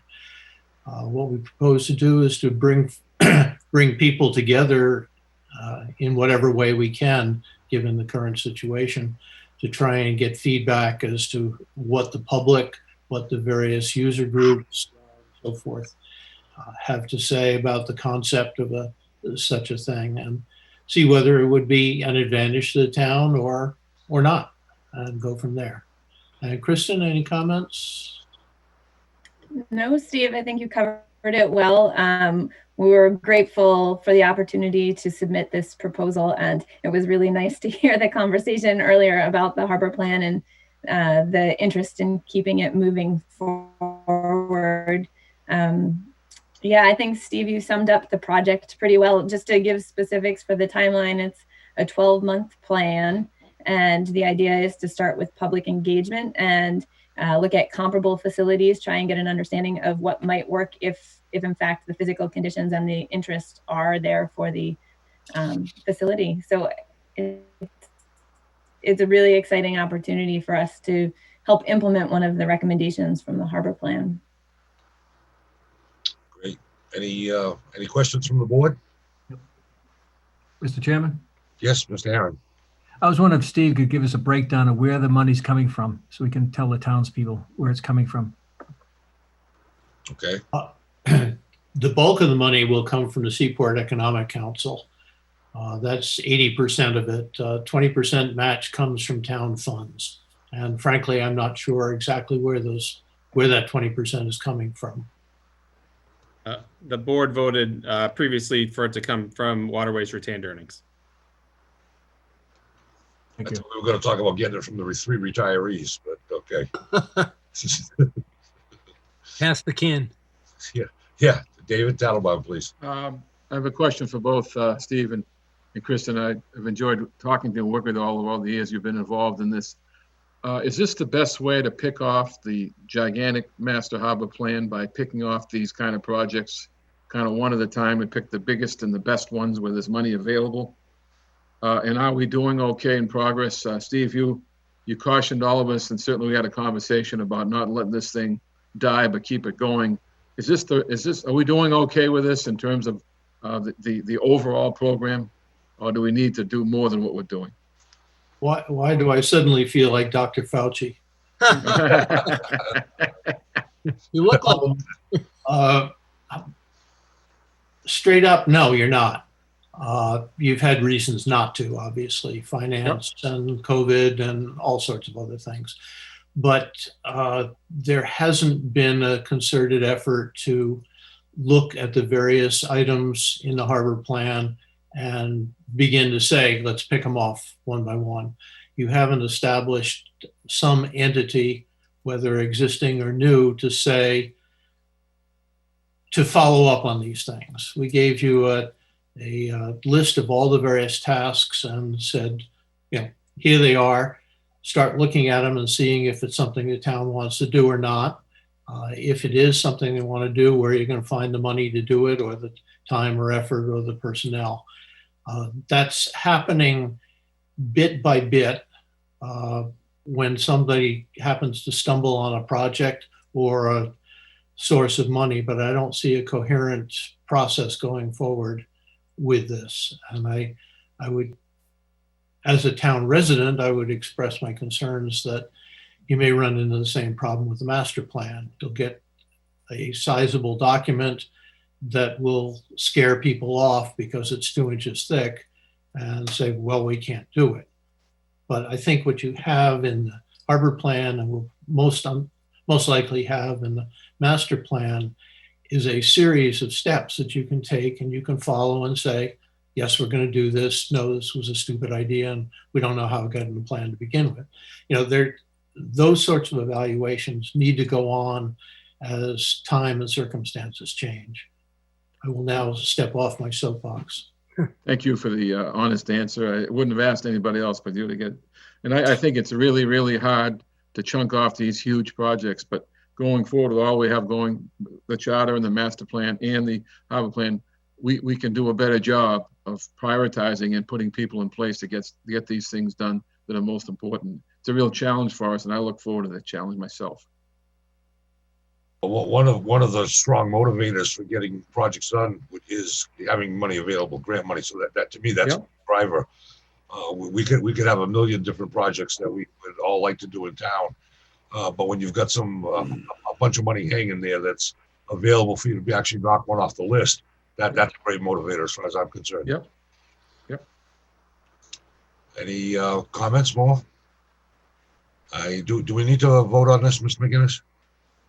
No, I just wanted them to present it to you. So if you had any questions, but no, it does not need to be voted on. Okay. Well, we appreciate you both being here, and we'll be seeing you more in the future. If I could sneak in a quick shout out to the retirees. There's 3 people that have done a tremendous amount of work for the town, and as a resident, I appreciate it. Yep, absolutely. Very nice.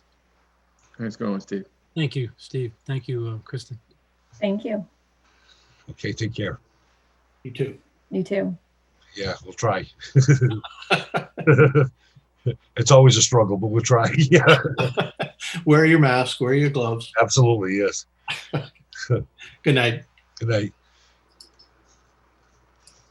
Okay, let's see. DPW board applicant. I believe we're moving Continuing that? Next meeting. Yes. Okay. That was easy. Letter of interest. Next meeting? Yeah, letter of interest, Veterans Advisory Board. Yes, so you can see in your packet, we received a letter of interest from a citizen to be on the Veterans Advisory Board. The board has room for more members, so I think they can have up to 15. I think they have 7 or 8 now. So it was up to the board if they wanted to review and appoint. Okay. Board? And I think he was on earlier. I don't know what happened. I saw him on. Yeah. It's all right. I'll make a motion to appoint Robert Mahowald, and please excuse my pronunciation, but that's what it looks like, from Elm Street to the Veterans Advisory Board. Second. Okay, we have a motion by Mr. McDonald, second by Mr. Mickelson. Roll call vote, Mr. McDonald, Yes. Mr. Taylorbaum, Yes. Mr. Mickelson, Yes. Mr. Herron, Yes. and me, myself, yes. Congratulations to, I know you're not there, but congratulations anyway, and we appreciate your involvement in town. Okay.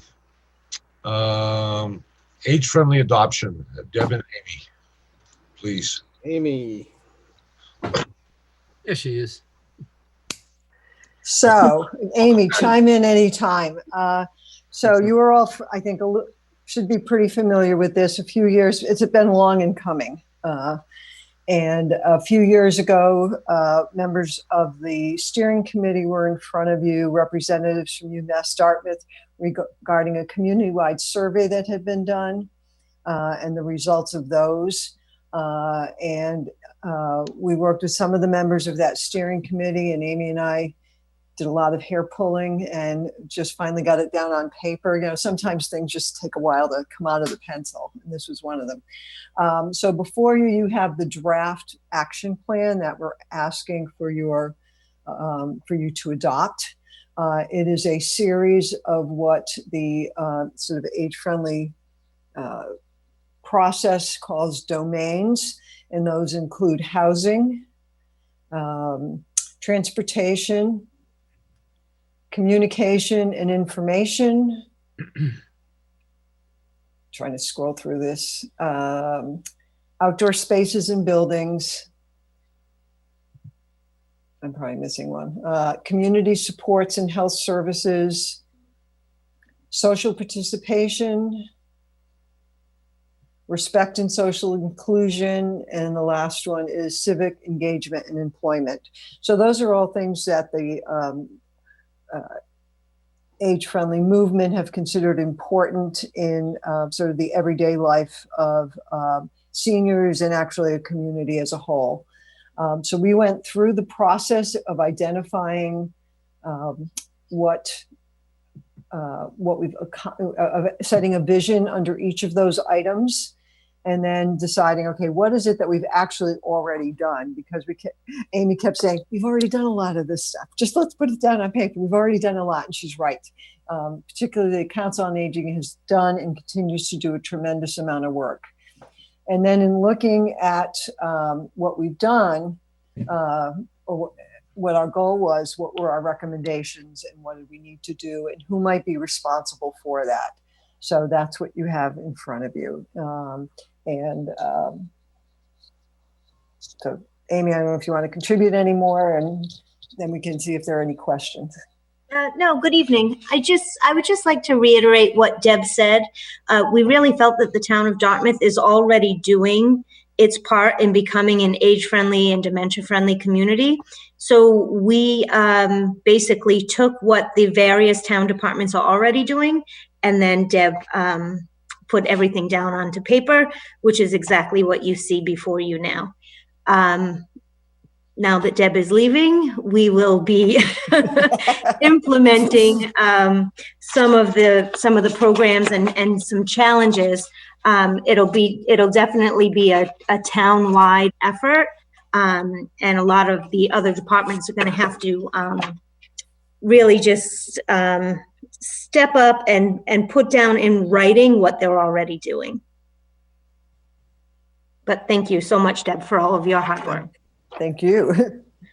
So this fits under, again, you had previous discussions about strategic plans and master plans, and this is really one of the pieces in the overall master plan for the community and all the components that comes. And sometimes it really is challenging to figure out what to implement and what to not. And it's frequently, as you said, Frank, driven by money, the availability of funds. But also it depends maybe what crisis comes and hits you across the side of the head at the time, and that you have to look at an opportunity, and that helps move you forward in a certain direction. Because there's always more to do and not enough time to get it all done. So you try to get the low-hanging fruit first and just keep plugging away at the harder stuff as you move along. So I don't know if anybody had any questions on any of these items here. Mr. Tattlebaum. I just had one comment. Deb is a gigantic loss for the town, but certainly in this particular process. However, Amy certainly has proven to most people who know her and see her in action that the enthusiasm and passion she puts into anything is going to go a long way. And I really especially have been remarkable how Amy's identified needs of her constituents. Mm-hmm. And I think this is now in formal writing, and it's townwide. And I think that with hopefully a lot of people's help, Amy, you can, and some funds that we can find in the COVID virus moving along, so you can maybe implement more than we've been able to do up till now, you'll end up doing a great job because you got it in you. No doubt about it. She absolutely does. And we may want to talk a little bit, you may wonder what the next steps are. So once the select board adopts this, I will send it up to the AARP group and it goes in their system as finally having completed this, and that will make the town eligible for more grants. So that's really, as always, the driving force behind finally getting it done. Yes. Before I exited at the end of the month. You got Frank's attention. Yep. But money is good. Yes, it is. I want to tell you both done a great job, and we appreciate it very much. We need a motion to adopt. Motion to adopt. Need a second? Second. Okay. Roll call, Mr. Catalan, Yes. Mr. Mickelson, Yes. Mr. McGinnis. I mean, no, you don't get the vote. So. Pretty shots, Mr. McDonald. Yes. Mr. Herron. Yes. And myself, yes. So we can move forward. Good job. Great job. Great job. Really wonderful. Absolutely. It's going to be a big help to the community. That's what's important. So again, thank you both very much. Thank you. Thank you. Okey doke. I think the next thing we've got is future meeting dates, which are all in our packet. One item of note is September 28th is a holiday. It's Yom Kippur. So I don't know if you want to do September 21st instead. Board's pleasure. Yeah, that'd be all right. No problem. Be back to back meetings. Right? What would be the other alternative? Not that I complain about any of them, but You could skip it and just go to the October 5th meeting. But that's usually when we're getting close to town meeting. So, I mean, you can leave it in there and skip it if you think it doesn't, we can get, as we get closer, I'll make a note that we can keep the agenda light and only what's necessary, and then we can skip it if there's really nothing to discuss. But I did want to keep 2 meetings there in September just because of town meeting. Yep. I'd like to have 2 meetings in September. Yeah. What's the date again? September what? 21st. Okay. And I'll once approved, I'll send this out. Yeah, please do. yes. Word, Frank, or Excel? I can never remember. Either one, as long as I can edit. Okay. Because if it changes again, then I can just edit it, Right. Okay, I'll send it. PDF, Word. PDF is the only problem because I can't edit PDFs. So Word works fine. I mean, either way. Okay. Your choice. Okay, do we need to vote on this or? Yes. Okay. Can we get a motion to? Make a motion to approve. As amended. As amended, yes. Need a second? A second. Okay. Mr. Tattelbaum, Yes. Mr. Mickelson, Yes. Mr. McDonald, Yes. Mr. Herron, Yes. and myself, yes. So we're good. Good to go. Right. All right, let's see. Hmm. Okay, interim town clerk discussion. All right. I just wanted to give the select board an update on an interim town clerk. As you know, we just celebrated the retirement of the town clerk. We need a town clerk in town. Our assistant town clerk has also given her notice to go on to do other things. So, yes. I'm going to raise pause. Yeah, so we need to find an interim. So what I've done is I've contacted the Mass Town Clerks Association. They oversee all the town clerks. They provide training, asking them about an interim clerk. Sometimes there's retired clerks. So they've been very nice. A woman, Nancy Talbot, she's a town clerk in Ware. She has been reaching out to all of her members to see if there's someone that can come in and assist us. I'm waiting to hear from her, but I've also advertised the interim town clerk position on the MMA website where most of the municipal jobs are posted. So we hope to hear back in that regard. My bigger concern is the election, as we have a primary September 1st and the presidential on November 4th. I contacted the state elections office. They had recommended an election consultant who's a woman who works out of Lynn, and she's very astute in the election process. She's helped the town of Nahant, and I think she's helping North Reading right now. So she's going to come down on the 20th to meet, to review our process, to lay out what we need to do, when we need to do it, to have everything in order. And she's going to provide great assistance to that. So that meeting is on the 20th. And then I'm hopeful by our next meeting on the 27th, we have somebody for the board to appoint as an interim town clerk, even on a short basis, until we can get more of a experienced, stable position in there. And that's where we're at. So it's really only been a week that we've had to kind of pull this information together. But I'm working on this daily because this is a very important position to the town, as you know, and with what's coming up with the elections and town meeting and just town clerk services, we want to make sure that we're filling that need. Since two of them are leaving, is there something we should know about the town clerk's office that somebody's not telling us? Not that I'm aware of. I mean, the town clerk's an elected position, so that's her domain. I'm not sure. I can't speak for the assistant as to why they're leaving. So, and certainly not publicly. Yeah, I'm surprised because, I mean, I'm not surprised. I guess I am surprised, but she was going to be the answer to the question. Yeah. What do we do in the meantime? And, Well, it's a big responsibility, and it's not for everybody.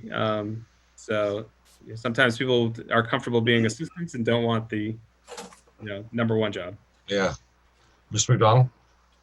Well, this leads to a bigger question now. At this point in time, should the town consider going to an appointed town clerk's position?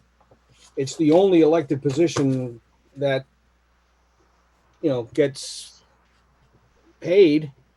And I mean, I think the timing is probably right to do it, because if I understand, the select board can put up a charter change on its own. And I think if we work on something to present to the fall town meeting for town meeting approval, then it can go to the ballot in April for the change. And I think, because one of the things that has always been a little bit mixed is when you have somebody in that position who's been elected, who's got a year or two to go, and then you do a change, what happens to that elected position? So I think right now it might be beneficial for this town to make that change. Yeah, I was going to actually ask the same question, and I agree that the timing is right. Furthermore, that's the only position in town that doesn't report to a board or anybody else. So that's different, So with an appointed person, that clearly would be a change that would be probably beneficial in some situations. Mr. Mickelson. The perfect storm. This is the opportunity to do exactly that. Mr. Tattelbaum? I am in 100% favor that we do whatever it takes to get it on the town meeting to change that position to appointed, and whatever it takes. I, for one, will participate in that. It sounds like others are going to do the same. Okay. Mr. Aaron? I was wondering if we should possibly reach out to Ellie White. I know she enjoys her retirement, but just to come back in as a consultant during these tough days. That's an idea. I don't know if she'd be interested, but that's certainly a possibility. I can do that. I mean, I think Ellie is busy with Council on Aging a lot. So, but I mean, it doesn't hurt to ask. Right. I mean, and to be honest with you, she's retired. I love Ellie. I think she's a great person. I just don't want to overtax her. Right. So. Especially when they're down one too. And now they're going to be down two. Right. Yeah. So one of the items that's kind of a sticking point is, there are retired clerks out there, but there's also this COVID issue. So some are reluctant to go back to work just because of want to stay sheltered in place. But I'm consistently pursuing it. So hopefully I have some better news on the 27th when we meet. Okay. Sounds like there's great interest in the board in moving towards the appointed clerk. Do we have to do anything? Do we have to vote on something? What do we have to do? It'll be a warrant article, so you won't have to vote on it until you vote. We just got to get the language for the warrant article. Yeah, I just didn't know if we needed to vote on the moving to get to the warrant article. That's all. That's Maybe we should get the town attorney involved in the wording. Oh, definitely. Oh, yeah. So we don't- I would think that it'd be appropriate to vote on, to begin the process. Yeah. If we vote on it now, so we don't have to come back to it, Yeah, whatever that process is. Yeah, that was my instinct too, which is why I asked the question. I'll make a motion that we move forward on looking to change the town clerk's position from an elected to an appointed position, and to submit an article, a warrant article at the fall town meeting, for our town meeting, approval, disapproval, discussion, and if so approved, to the town annual election in April of 2021. That was a lengthy motion. I'll second that. Hey, one. might as well just let it go all along. I was going to add, and contact the appropriate, town departments to draft the article. Second. Okay, we have a motion and a second. We'll vote. Mr. Mickelson, Yes. Mr. Tattelbaum, Yes. Mr. Aaron, Yes. Mr. McDonald. Yes. It's okay. I'm stumbling on your names and I don't know why. All right. And I will vote yes also, so gladly. Just Sean Max enough. He won't be wrong. Yeah. Okay. Annual reappointments and attendance. Let's see. What is required for attendance? Do we have attendance for all? I mean, Well, only for Board of Appeals, and there should be an attendance sheet in your packet. Right. All right. Do we want to take there's only three. Do we want to take them as a group, or do you want to do it individually? I'll make a motion that we reappoint Tracy Martin as the Assistant Animal Control Officer. Second. Okay, we have a motion and a second for Tracy Martin. Mr. Tattelbaum, Yes. Mr. Mickelson, Yes. Mr. McDonald, Yes. Mr. Herron, Yes. and myself, yes. Okay, Make a motion that we appoint Michael Maderas and Raheem Agai to the Board of Appeals. Second. okay, we have a motion and a second. Mr. Tattelbaum, Yes. Mr. Mickelson. Yep. Mr. McDonald, Yes. and Mr. Herron, Yes. and me, yes. The next position, I'll be honest with you,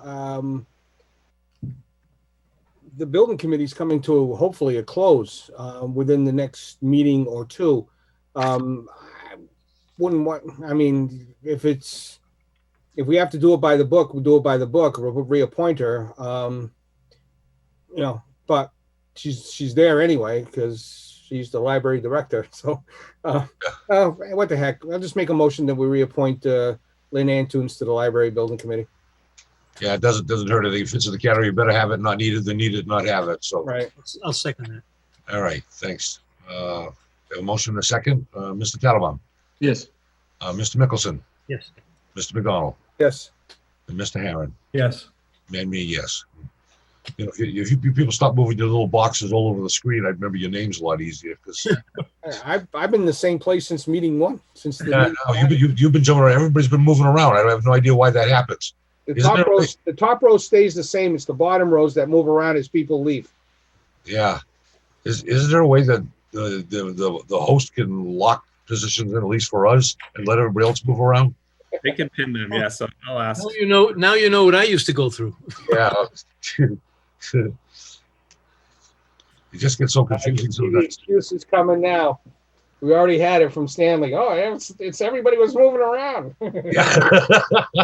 I never said it moved around. I just didn't have a good contact. Well, the world died on your Wi-Fi anyway, so. Yeah. No, it doesn't. It's not a problem anymore. But we were worried about you when you just go out of sight. We didn't know if you fell off the chair or what, you know. One too many. Well, I didn't want to say that, but yeah. Okay, let's see. Old business, Mr. McGinnis.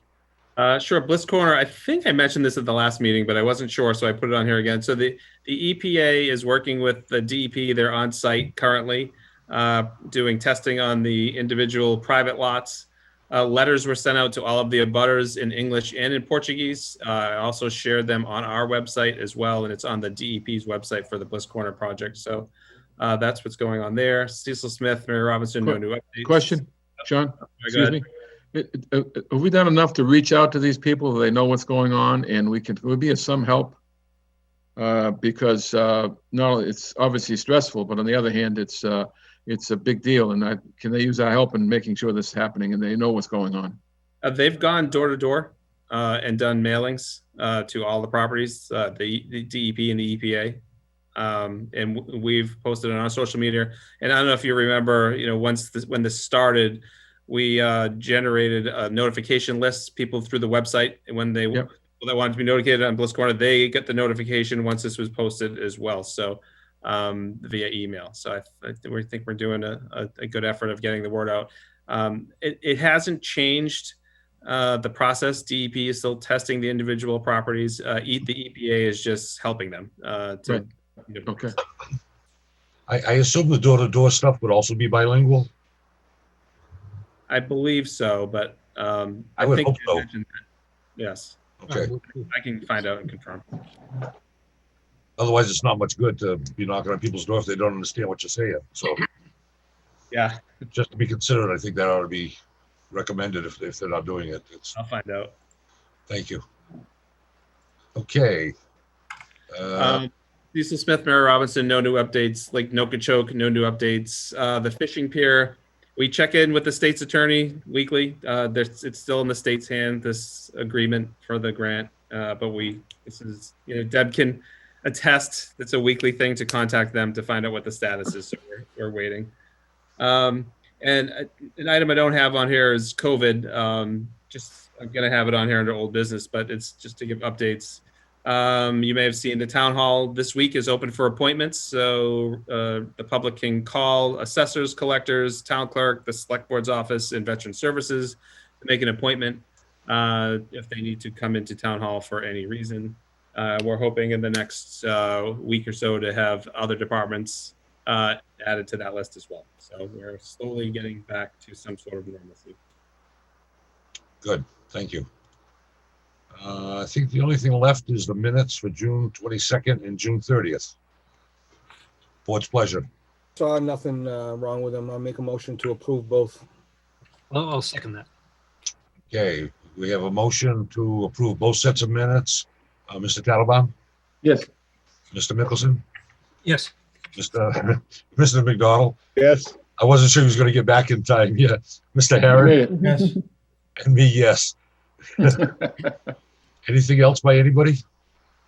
Mr. Chairman, I just want to express my gratitude to the board for all their support over the years, and to Greg and Sean. It was a pleasure to work with everybody, and I'll miss them. And I have to figure out what I'm going to do when I get up in the morning every day, beginning in August. So that'll be interesting. My husband's kind of worried. Take care of your grandchild. Yeah. I got tears in my eyes. Yeah, I can tell you it's really been a pleasure to have you here, because I think I've told you before, it's always nice to know who you can count on to get things done, and you're certainly one of those people. So Thank you. I appreciate that. It's been my pleasure. Deborah. Yeah, too, yes. Okay, I need a motion to adjourn. So moved. And a second? Second. Okay. Mr. Tattelbaum? Yes. Mr. Mickelson? Yes. There goes everybody jumping around again. Mr. McDonald? Yes. Mr. Herron? Yes. Okay, we are adjourned. Thank you all very much. Thank Thank you. you.